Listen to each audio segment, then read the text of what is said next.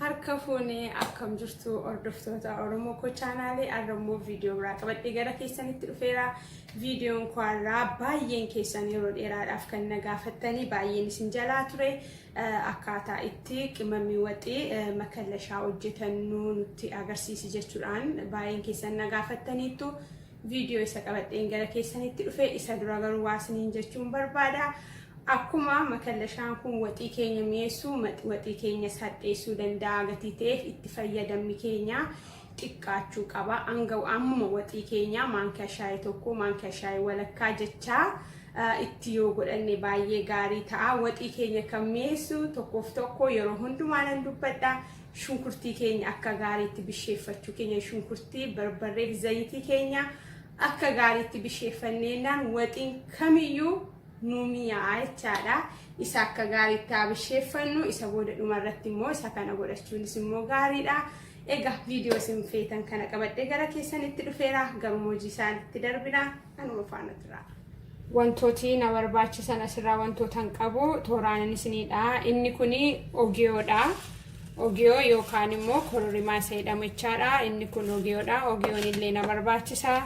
Inni kun qarafaadha. Akkuma isin beektanidha qarafaadha. Inni kun immoo qurunfudiidha. Inni kun ximizziidha. Kun immoo gurreedha.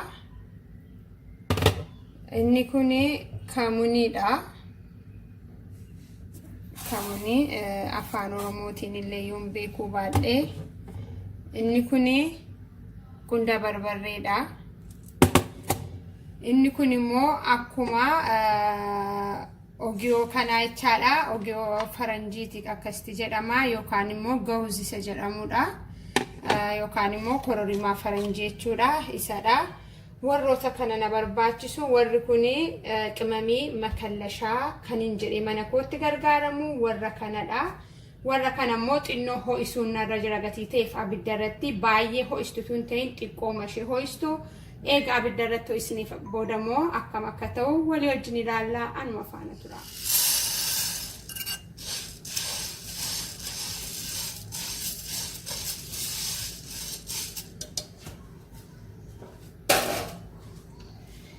Kana maatiin jalqaba irratti ho'isaa firiijii keessaa waanan baasuu fi yeroo baay'ee qabbanaa wanta ta'eef kun jalqaba irratti ho'ifannaa. Daqiiqaa tokko kana eega xiqqoo ho'isnee booda wal faana warra sana immoo itti godhanna jechuudha. Kana garuu xiqqoo ishee ho'isna jalqaba daqiiqaa tokko. Ogiyoo keenya jechuudha. Gaanni kun amma ogiyoodha jechuudha.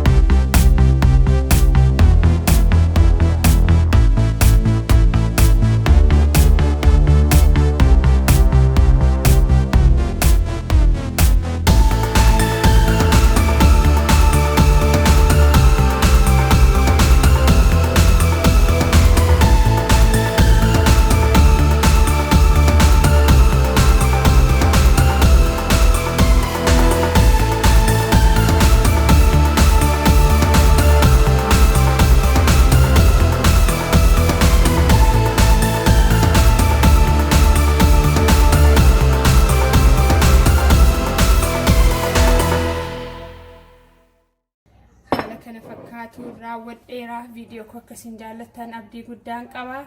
Viidiyoo kan biraadhaan amman deebi'ee isinitti dhufu nagaan naa tura. Baay'een isin jaalladha. Bye bye.